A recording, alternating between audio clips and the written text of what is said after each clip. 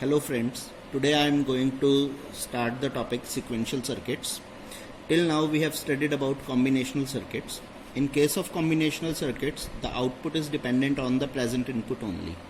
If we are having some past inputs or if we are having some feedback circuit for clearing the output or to maintain the output at a specified limit, we cannot do it with the help of combinational circuits.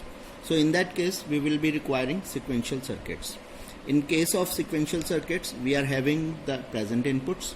We can have the memory element which can be fed as the to the input, or we can have the output which is fed back to the input circuit. It consists of combinational circuits which accepts the digital signals from external inputs and from the memory elements and generate external outputs and as inputs to the memory elements. Here is the circuit for a sequential circuit. Here the next state logic, it is a combinational circuit. We are having the external input and we are having the feedback or the feedback from the memory element. The output which is generated is stored in the memory element. Now next time when another external input is coming to the combinational circuit, so it will be taking that external input, it is getting the feedback from the memory element, and then it is generating the next output which can be going to another output logic or a combinational circuit to get the desired external output. In this case, the present contents of the memory elements is called the present state and the new contents of the memory elements is called the next state. Means in the present state the output is stored in the memory, and whenever this memory is used again along with the inputs for the next combinational circuit, then the output which we are getting in the next is known as the next state. Now sequential circuits can be of two types. The first one is asynchronous and the second one is synchronous. In case of asynchronous sequential circuits, the outputs will be affected only when the input changes. While in case of synchronous circuits, output changes only at discrete instants of time. Means all the outputs are obtained in a synchronized manner, that is at discrete time intervals, and this discrete time interval is achieved with the help of system clock. These are also called clocked sequential circuits.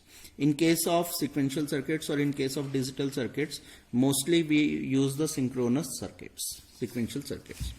Now I am starting with the first sequential circuit or the basic element, that is 1-bit memory cell. The circuit for 1-bit memory cell is that it consists of two inverters, or you can say two NAND gates with one input each. The outputs are two, Q and Q bar, and the output is fed back to the second gate, and the output of the second gate is fed back as input to the first gate. Now in this case, suppose I am getting an output equal to 1, that is Q equal to 1. So this Q is going back as input to A2. So A2 is 1 and the output of NAND gate will be 0. This 0 is going back as input to A1, and as it is going to input as 0, so the output obtained will be 1. So this 1 will always remain same as output. Similarly, if I am giving a 0 here or I am getting a 0 here, so this 0 will be going here and I will be getting 1, and this 1 will be going here and we will be getting again 0. So it has two stable states, and if I am having an output as 1 or 0, it will always remain there as output. Second point which we can see from here is if I am getting Q as 1, so Q bar obtained will always be 0. So it is written here that it has two stable states, 0 and 1. If Q is 1, it will remain as 1, and if it is 0, so it will remain as 0. The most important points of 1-bit memory cell are, the first one is the outputs Q and Q bar are complementary. Means if I am getting the output Q as 1, so I will be getting Q bar as 0. The circuit has two stable states. One is set state, means if Q is 1, we say it as a set state, and if Q is 0, we say it as a reset state. Third point is, if the circuit is in 1 state, it will remain in the same state 1, and if it is in 0 state, so it will be remaining in 0 state. So it is called memory element, that is it can store 1-bit information. because the output is of 1 bit. As 1 bit information is logged or latched, so it is also called 1 bit memory cell or latch. Now, what are the main drawbacks of 1 bit memory cell, or why we are going to enhance to another one? First one is there is no way of entering the desired digital information.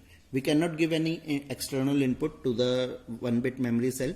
Second is when the power is switched on, means if I have applied this circuit in any of CPU or any other digital circuit which is having feedback. So in case of when the power is switched on, the circuit switches to any one stable state which cannot be predicted. Means when the power is switched on, it can take a value of 0 or it can take a value of 1 on its own. We cannot set the value if I am using a 1 bit memory cell. Now to overcome the first drawback, we can use SR flip-flop, a memory cell with the provision for entering data.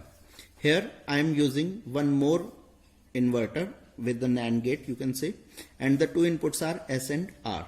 S is known as set state and R is known as reset state. Now the output from the set state is given as one input of the NAND gate G1, and the output from the reset state is given as input, second input to NAND gate G2. Now how this circuit will work? Suppose I am giving both S and R as 0, 0.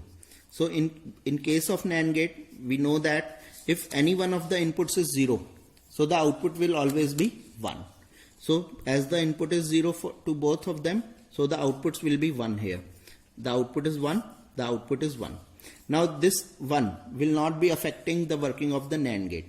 In case of NAND gate, the truth table is 0, 0, 0, 1, 1, 0 and 1, 1. And the outputs are 1, 1, 1 and 0. Means if one of the inputs is 1, so in that case it will be depending on the second input, that is 0, 0 and 0. And if any input is 0, so the output is always equal to 1. So we have used the same combination. So here when the input is 0, 0, so I am getting 1, 1 here. Now it will be depending on the second input, and that second input is Q or Q bar, and it will be working as a 1 bit latch, which we have studied earlier. Second thing is, if I am getting S is equal to 0 and R is equal to 1, so S is 0, so output is 1, and R is 1, so the output is 0 here. Now because it is 0 here, so as one input is 0, so the output obtained will be 1, that is Q bar will be 1. This one will be going as input here, so both the inputs are 1, so the output of NAND gate will be 0. So here we are getting the Q value as 0. So it is also known as reset state. When I am giving 1 and 0 here, so 1, so 0, 0, so 1. So here I am getting 0. As one of the inputs is 0, so the output will be equal to 1. And this one will be going here, and both the inputs will be 1 here. So I will be getting Q bar as 0. Both the outputs are complementary. We are getting the value of Q to be equal to 1, which is known as the set state. If I am giving S and R both as 1, so in that case both the outputs will be 0. And if one of the inputs is 0, so the output will be 1. So here this output will try to be 1 and this output will also try to be 1. But because both the inputs cannot be 1 and they cannot be 0 and they are complementary, so this condition is not allowed in case of SR flip-flop. So the first way, that is in case of 1 bit memory cell, we cannot enter the desired information from external input, that is removed with the help of SR flip-flop. So till now I am talking about SR flip-flop. In the next lecture I will be talking about clocked SR flip-flop, then preset and clear and JK flip-flop. Thank you.